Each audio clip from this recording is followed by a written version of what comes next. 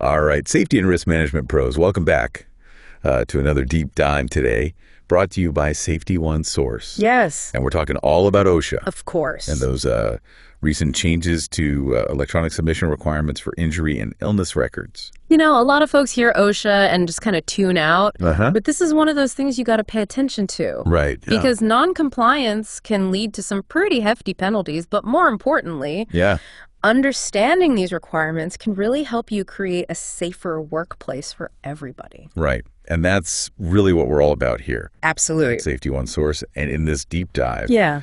we're going straight to the source. Mm-hmm. We've got official OSHA documentation and some great resources from our partners over at Safety One Source Yeah. to break down exactly what you need to know. So let's just jump right into it. Right? Who needs to submit all this data to OSHA? Yeah, that's a good question. It's not every single employer out there. Okay, good. So how does OSHA decide who needs to submit and who gets a pass? Yeah, how do they figure that out? So they've got this system of 3 categories All right. that are based on your company's size, so how many employees you have, Okay. and the specific industry you're operating in. So size matters. Size matters. Any industry. And industry, absolutely. So first you've got establishments with 20 to 249 employees. Okay. Now, not all of these need to submit data every year. Right. They only need to if their specific industry is listed in Appendix A Oh, of the OSHA documentation. gotcha. So there's a very specific guest list. Okay. Construction, for example, doesn't fall into this category. Okay, so if I'm a small manufacturer, let's say with like 50 employees, Mm-hmm. I need to check Appendix A You got it. to see if my specific type of manufacturing is on the list. Exactly. Okay. The second category is a little bit simpler. Yeah. Establishments with 250 or more employees. So if you're in this group and you're already required to keep detailed records of workplace injuries and illnesses, you're automatically in the electronic submission club. Okay. Bigger companies, more data to track. More data, more submissions. Makes sense. And then we have the third category. Right. This one applies to establishments with 100 or more employees in certain higher risk industries. Okay. And these are all listed in Appendix B of the documentation. So construction falls in this one. Construction is a great example of an Wow. industry that falls into this category. Okay, so if I have a construction company with 150 employees, Appendix B is where I look. That's where you want to look Okay. to see if your specific type of construction work requires you to submit. All right. I think I'm getting a handle on who needs to submit. Okay. What about what they need to submit? Okay. What forms are we talking about here? Yeah. What forms? So OSHA relies on 3 main forms. Okay. Form 300A, Mm-hmm. Form 300, and Form 301. 3 forms, all with a slightly different purpose, I imagine. Exactly. So Form 300A is what we call a summary of work-related injuries and illnesses. Okay. It's essentially a high-level overview, and it's required for those in categories 1 and 2 that we just talked about. Got it. So those smaller Mm-hmm. to mid-size organizations. If 300A is the summary, Right. what about 300 and 301? So think of Forms 300 and 301 as like the deep dive. Okay. Form 300 is your detailed injury and illness log. Okay. And Form 301 is the incident report that provides even more specifics about each individual incident. So much more granular. Much more granular. Okay. Those are only required for Category 3 establishments, Okay. those larger companies in those higher risk industries. So 300A is kind of like my annual report, Yeah, giving me the snapshot of my safety performance. absolutely. 300 and then the 301 are more like my investigation reports. That's a great way to think about it. Okay. We're getting the hang of this. All right.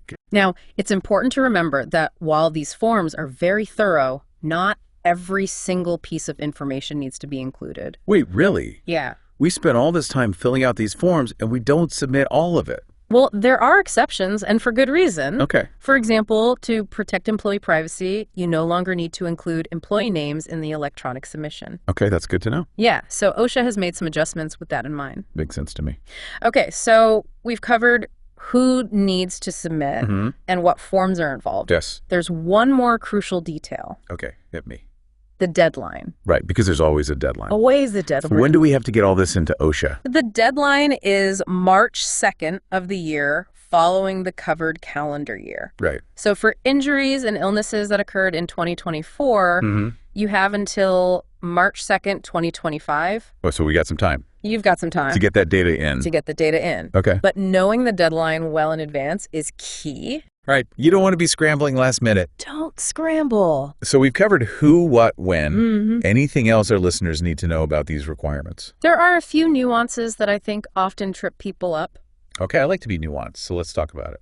So one thing to remember is that employee counts include everyone. Okay. Part-time, seasonal, temporary workers, all of them count toward those thresholds we discussed. Oh, so it's everybody. It's everybody. Okay. So don't assume you're exempt just because you have a large seasonal workforce. Okay, good point. Another common question is about state plan states.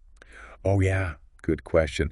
Those states follow the feds. They do. Those states also follow these electronic submission requirements. So no matter where you are, if you're under OSHA, these rules apply. Absolutely. Okay. And for those larger companies out there, the ones with multiple locations or branches, Hmm. OSHA does allow for centralized submission. Oh, that's good. Yeah, so if your corporate office has ownership or control over multiple establishments that are required to submit data, Right. you can collect and submit that information on their behalf. So streamline it for those bigger organizations. Exactly.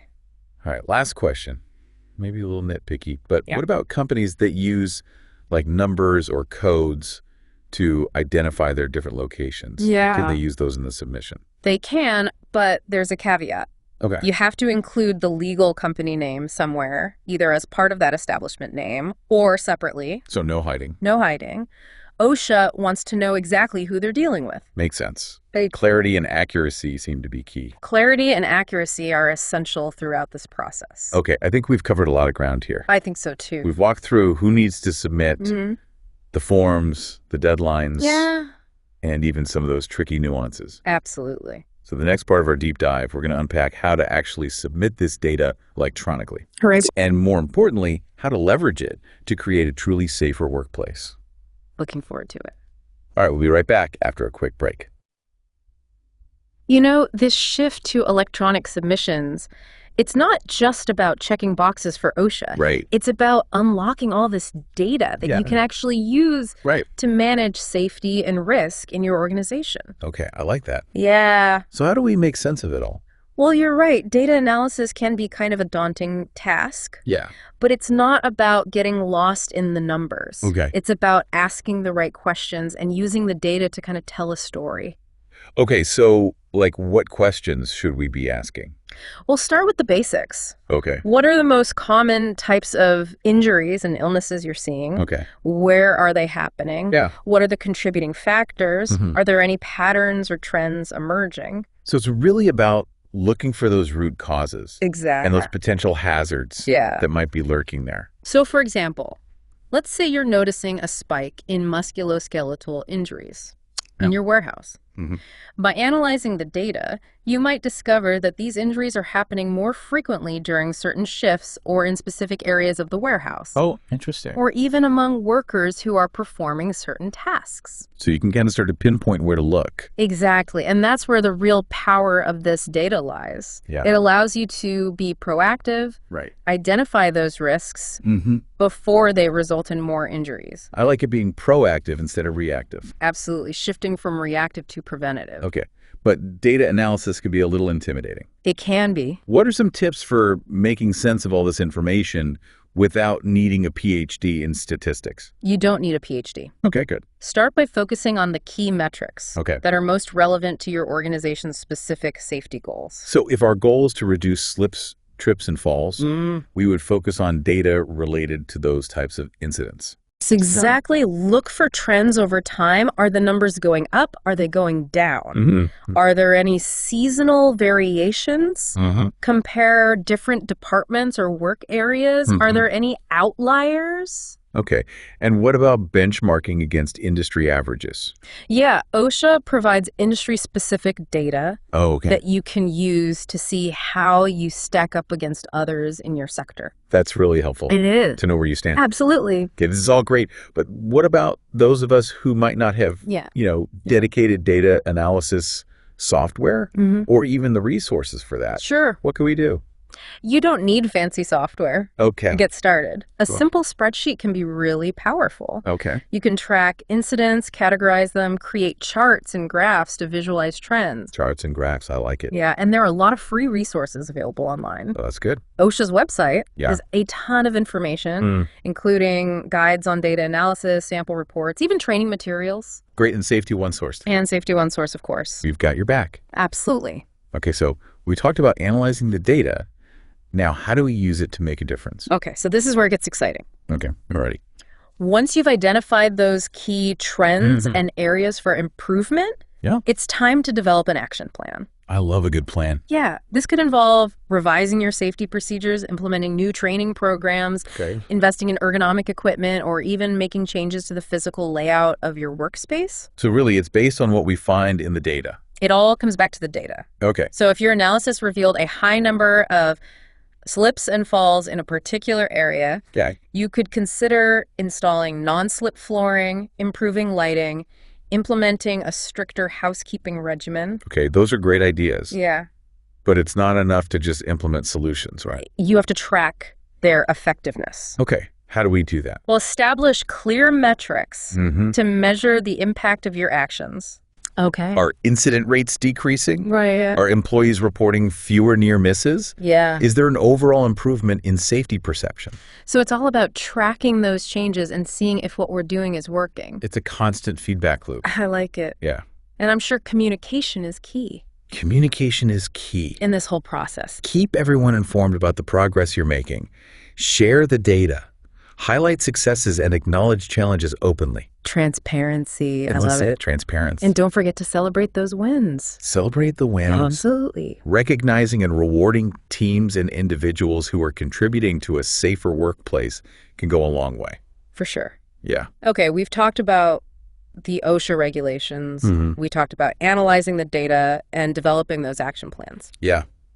Before we move on to the how-to, is there anything else that our listeners should keep in mind? I think it's important to emphasize that this is a journey, Okay. not a destination.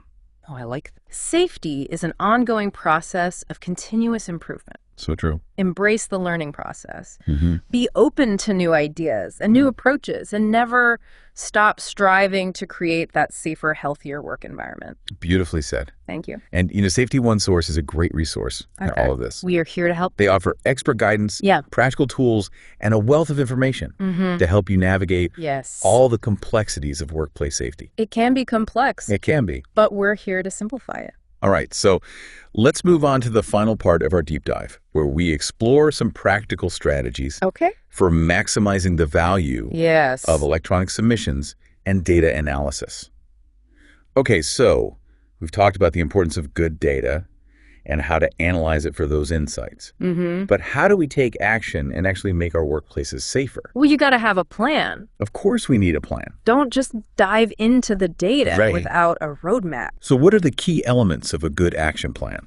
First, you need to go back to those safety goals you defined earlier. What are your top priorities? Yeah, what are we really trying to solve here? The insights you get from the data should inform the actions you take.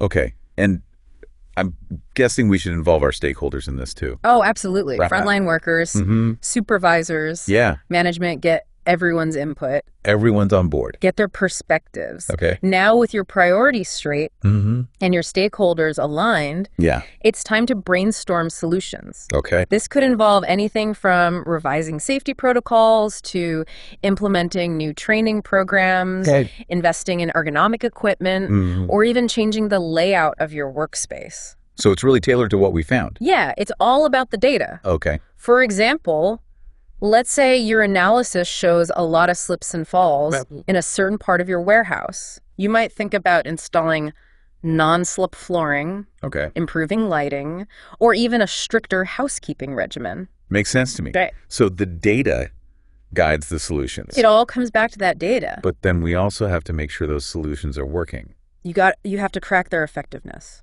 Okay. How do we do that? We'll establish some metrics to measure the impact of your actions. Okay. Are incident rates going down? Yeah. Are we seeing fewer injuries? Are people reporting fewer near misses? Is there an improvement in overall safety perception? So we're constantly evaluating. feedback loop. I like that. Yeah. And I imagine that communication is also key in this process. It's absolutely key. You have to keep everyone informed about the progress you're making. Okay. Share the data. Highlight successes. Yeah. Acknowledge challenges openly. Transparency. I like it. And don't forget to celebrate those wins. Oh, yeah. Celebrate those wins. Recognizing and rewarding those teams and individuals that are really making a difference. Yeah. Positive reinforcement goes a long way. It does. We've covered a lot in this deep dive. I think we have. The new OSHA regulations, analyzing the data, developing action plans. It's been a great deep dive. It has been. Yeah. Any final thoughts for our listeners as they start to put all this into practice? I would just say this is a journey, not a destination. Oh, there it is again. Safety is an ongoing process. You're always learning. Always improving. Yeah. Embrace that learning process. Yeah, be open to those new ideas. Be open to new ideas, new approaches. And just never stop trying to make things better. Exactly. Well said. And, Safety One Source can help. Of course, we're here to help. With all of this. Yeah, we offer that expert guidance, the practical tools. They've got those resources. We got those resources, and we've got a ton of information to help you navigate. Right, because it can be a little complex. It can be complex. But we're here to make it a little bit easier. We are. Well, that's it for our deep dive fun. into OSHA's electronic submission requirements and the power of data-driven safety. A lot of power in that data. There is. Yeah. I hope this was insightful and empowering for all of you. I hope so, too. Safety champions out there. Remember, these changes aren't just about compliance. Right. It's about an opportunity. Creating a safer and healthier future for everyone. I love it. Yeah. Well, thank you for joining us, and until next time, stay safe.